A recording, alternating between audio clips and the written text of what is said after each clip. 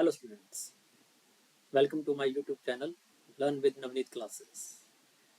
आज हम आगे का कंटिन्यू करने जा रहे हैं डिफरेंशियल इक्वेशन क्लास 12 का चैप्टर। लास्ट क्लास में हमने पढ़ा था solutions of a differential equation. आज हम पढ़ने जा रहे हैं method of solving a differential equation. हमारे कोर्स में 3 मेथड हैं किसी भी डिफरेंशियल इक्वेशन को सॉल्व करने के। Number 1, bye the method of variable separable. इसमें क्या होता है, इसमें हमें x कोऑर्डिनेट को अलग और y कोऑर्डिनेट को अलग करके इंटीग्रेट करना होता है। Number 2, homogeneous differential equation. इसमें हमें पहचानना होता है कि जो हमारी गिवन डिफरेंशियल इक्वेशन है वो होमोजेनियस इक्वेशन है या नहीं। अगर वो होमोजेनियस है तो हम उसको इस मेथड से सॉल्व करते हैं। Number 3, linear differential equation.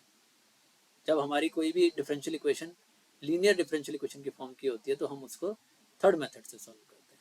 तो आज हम पहला मेथड कवर करने जा रहे हैं वेरिएबल सेपरेबल। वेरिएबल सेपरेबल तीनों में से कोई भी मेथड हमें अगर लगाना है तो हमें इंटीग्रेशन का आना बहुत जरूरी है।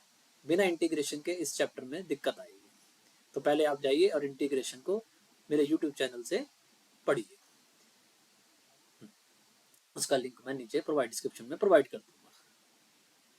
डिफरेंशियल इक्वेशन पहला मेथड है मेथड ऑफ वेरिएबल सेपरेबल। इसमें क्या होता है कि इसमें जो हमारी डिफरेंशियल इक्वेशन है उसमें साफ दिखता है हमें कि x कोऑर्डिनेट एक साइड हो सकते हैं और y कोऑर्डिनेट दूसरी साइड। उस हिसाब से फिर हम उसको इंटीग्रेट करके सॉल्यूशन निकालते हैं।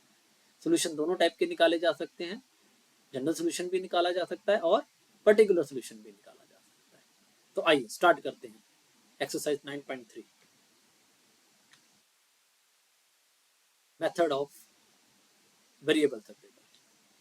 इसमें सबसे पहले क्वेश्चन आ रहा है आपका dy by dx is equal to 1 minus cos x upon 1 plus cos x.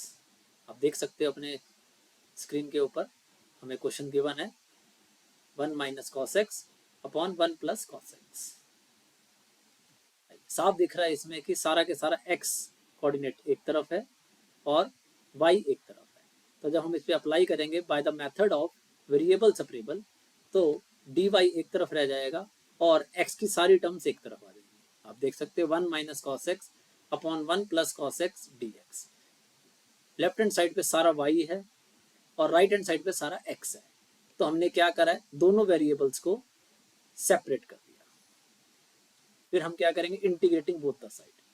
जैसे ही हम इसको इंटीग्रेट करेंगे दोनों साइड पे तो इधर हो जाएगा, लेफ्ट हैंड साइड पे हो जाएगा इंटीग्रेट dy और राइट हैंड साइड पे हो जाएगा integrate 1 minus cos x upon 1 plus cos x D x.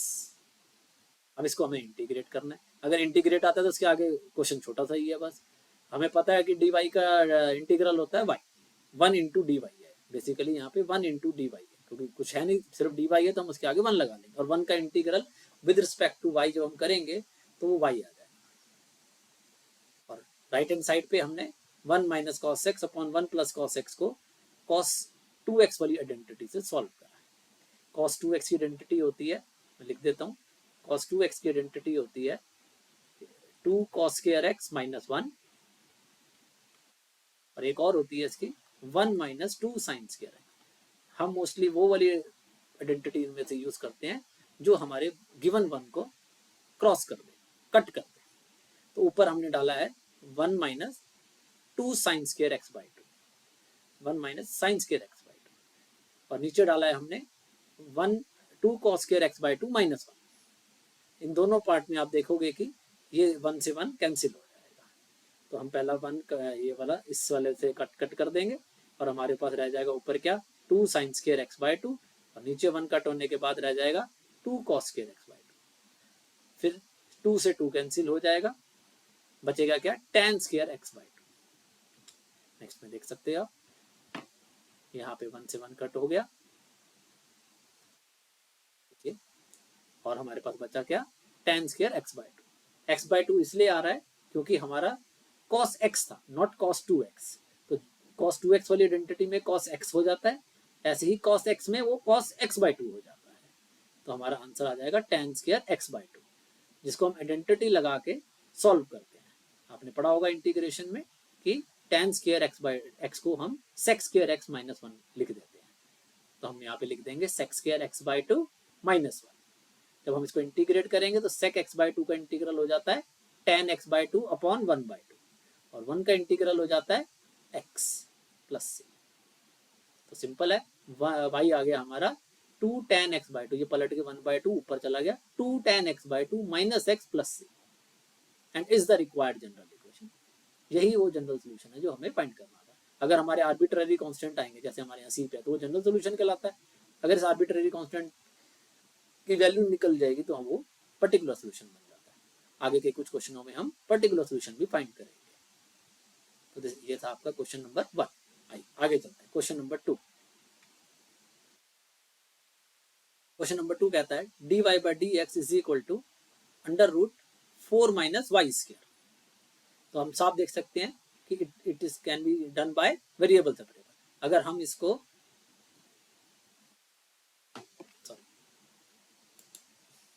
हम इसको सेपरेट करेंगे तो y एक तरफ पे आ जाएगा और x दूसरी तरफ चला जाएगा।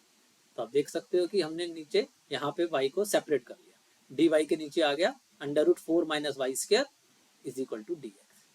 जब हम दोनों तरफ पे इंटीग्रेट करेंगे, इंटीग्रेटिंग बोथ द साइड, तो दोनों तरफ इंटीग्रल हो जाएगा।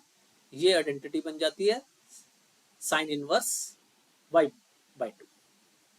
आपको आइडेंटिटी अगर याद हो तो वो होती थी dx अपॉन अंडर रूट ए स्क्वायर माइनस एक्स स्क्वायर। ये आपने इंटीग्रेशन में पढ़ी होगी। तो इसका आंसर होता था sine inverse x by a plus c. तो हमारे यहाँ पे a 2 है, अगर आप देखोगे तो a 2 है, इसलिए हमारा आंसर हो गया साइन इनवर्स y बाई 2।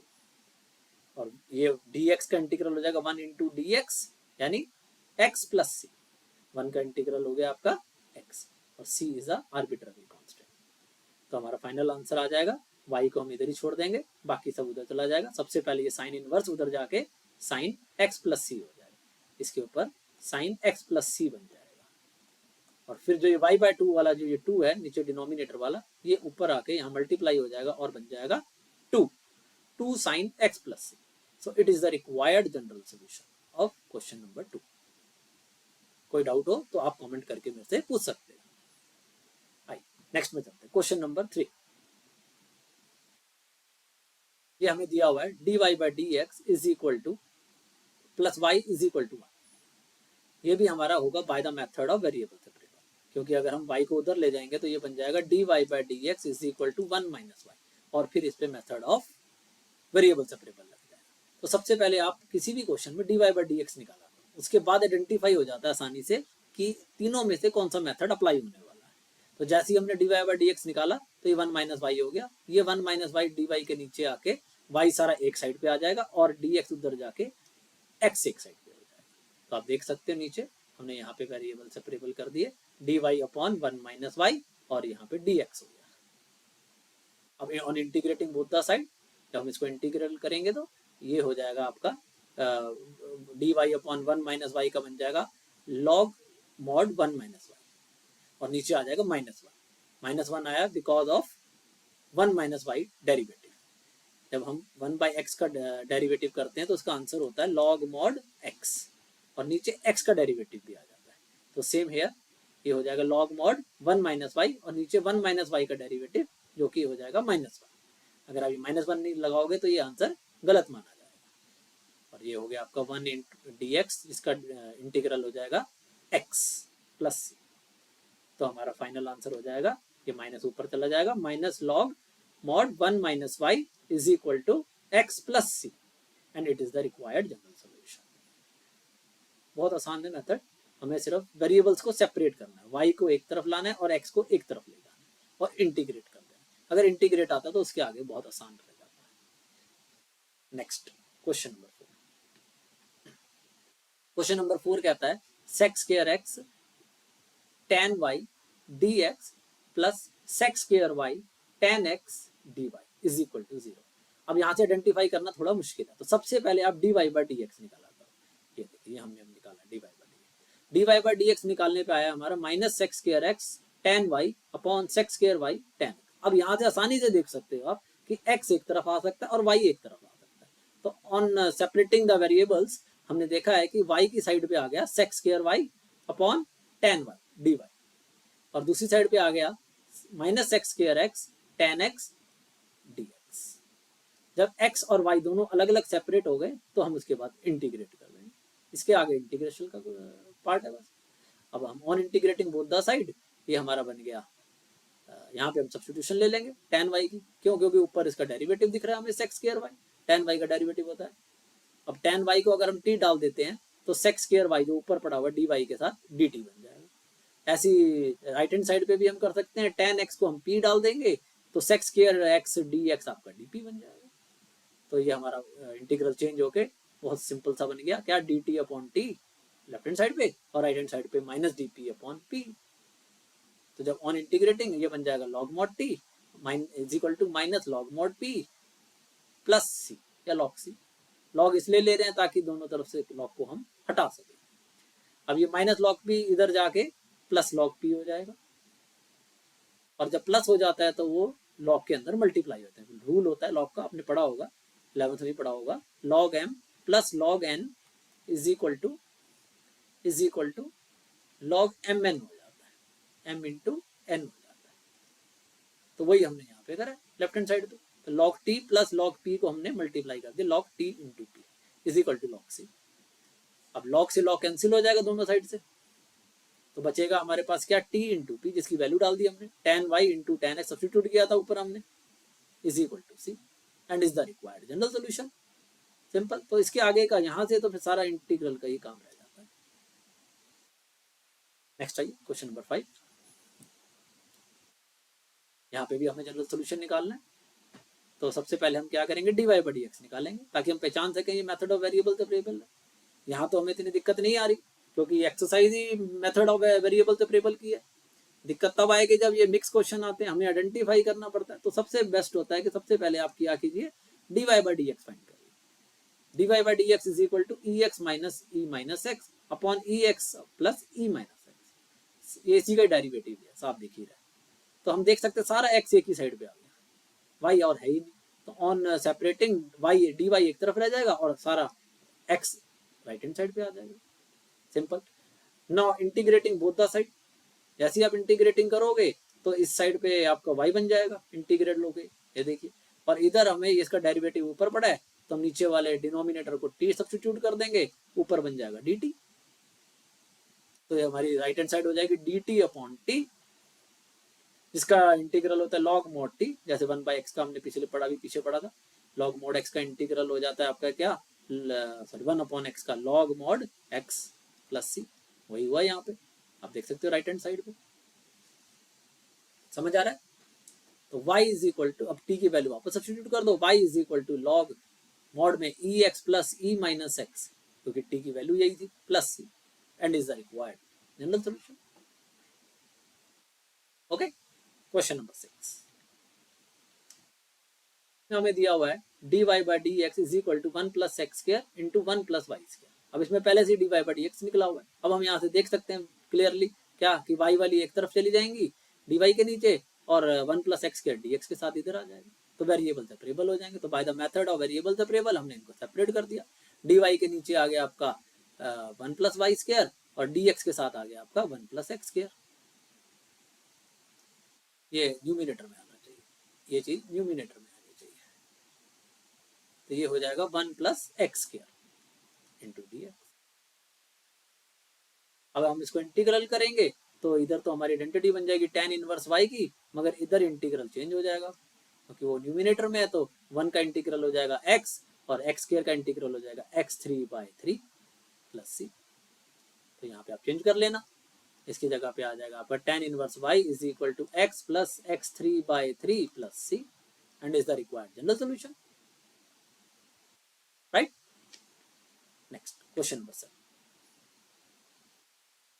अब इसमें dy बाई डी एक्स हमें नहीं दिया हो, तो सबसे पहले आप उसको dy बाई डी एक्स निकाल लो, y log y upon x।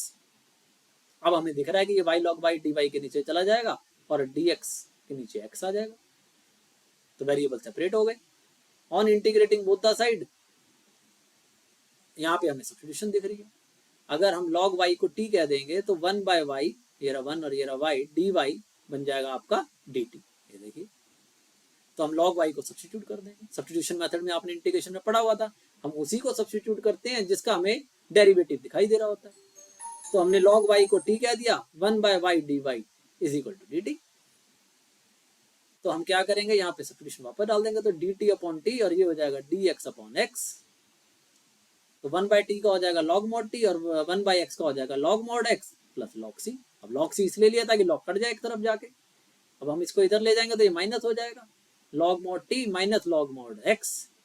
और मैंने अभी आपको बताया था माइनस में क्या होता है, ये डिवाइड हो जाता है, log m minus log n is equal to हो जाता है log m upon n।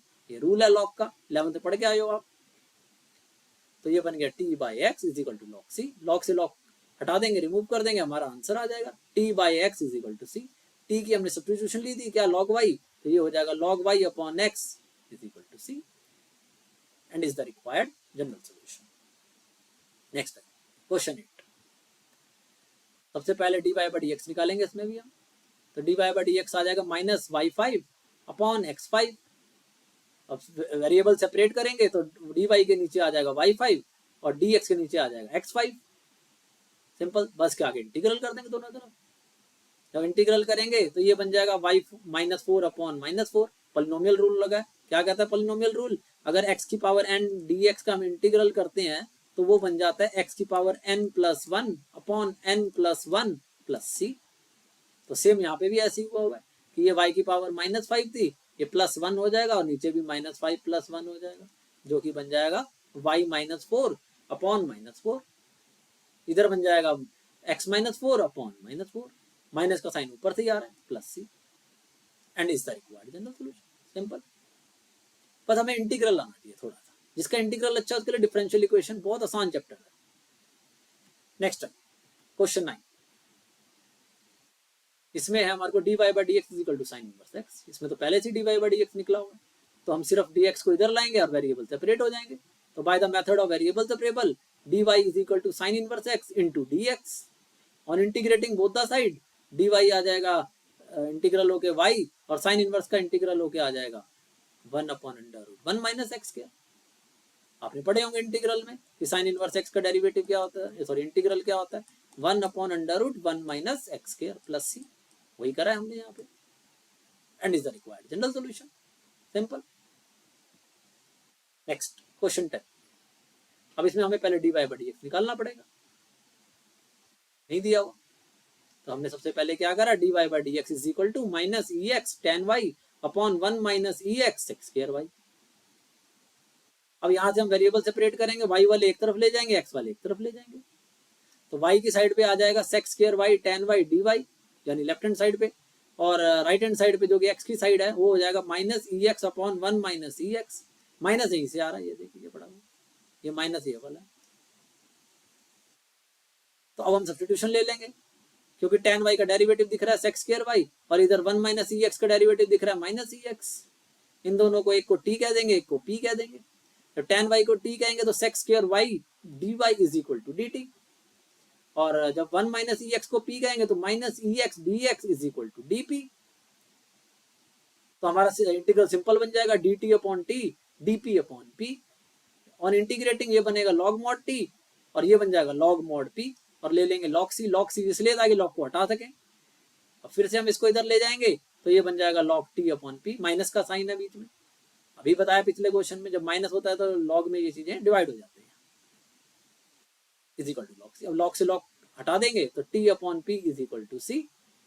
t की वैल्यू डाल देंगे tan y, p की वैल्यू डाल देंगे 1 minus ex is equal to c, और इसको उधर ले जाएंगे तो tan y is equal to c 1 minus ex is the required general solution. Okay, clear है।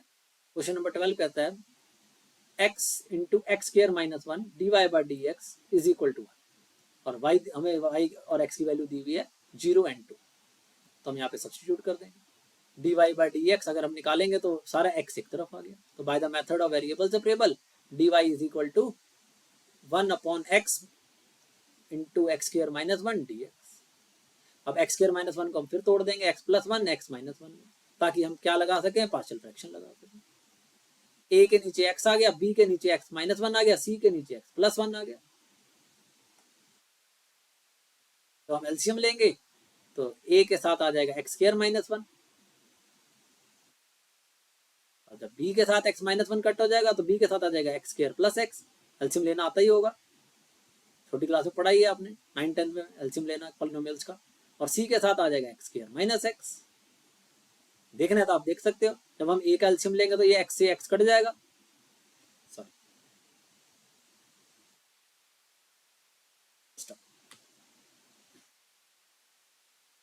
जब हम एलसीएम लेंगे तो ये x से x कट जाएगा, बचेगा जो x square minus one, a के साथ जाके मल्टीप्लाई हो गया। ऐसे जब हम b का एलसीएम लेंगे तो x माइनस वन इससे कट जाएगा, तो x और x प्लस वन जो दोनों बचेंगे वो b के साथ जाके मल्टीप्लाई हो जाएंगे।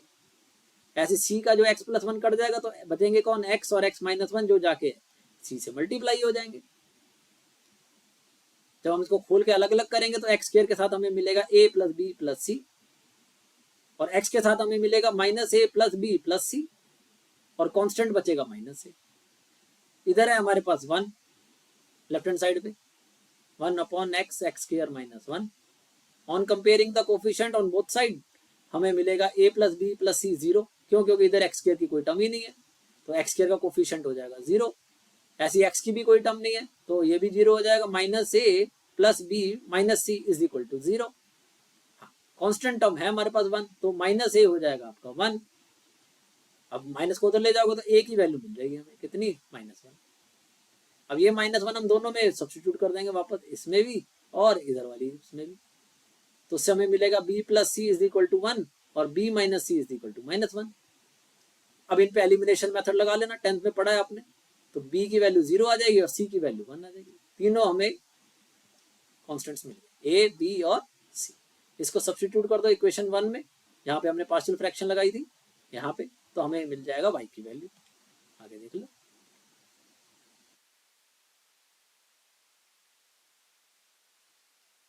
क्योंकि हमारे पास एक वैल्यू तो जीरो आ गई b वाली, तो b जीरो होने की वजह से क्या होगा कि बीच वाली टर्म तो, ये वाली टर्म तो जीरो हो जाएगी। बचेगा कौन, a और c।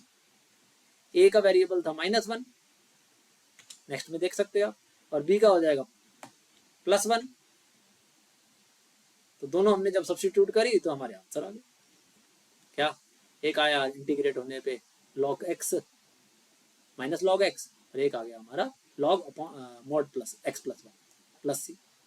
लॉग का रूल लगा दोगे माइनस वाला तो ये डिवाइड हो जाएंगे, प्लस वाला ऊपर आ जाएगा x प्लस वन और माइनस वाला नीचे चला जाएगा अपॉन x प्लस सी। यहाँ तक तो रिक्वायर्ड जनरल सोल्यूशन आ गया। बट अब हमें क्या करना पड़ेगा, x और y की वैल्यू सब्स्टिट्यूट करनी पड़ेगी।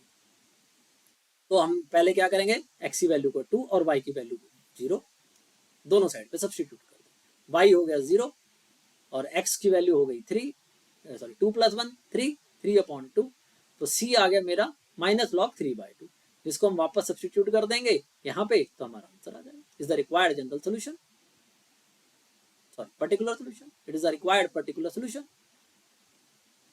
नेक्स्ट क्वेश्चन 30, इसमें सबसे पहले dy/dx निकालोगे, cos उधर जाके cos इनवर्स a बनेगा जो कि कांस्टेंट टर्म है। कांस्टेंट टर्म से कोई फर्क नहीं पड़ता, आप y की साइड रख लो या x की साइड रख लो, तो वेरिएबल सेपरेट हो गए। On integrating both the side, इधर रह गया dy, इधर रह गया cos इनवर्स a dx।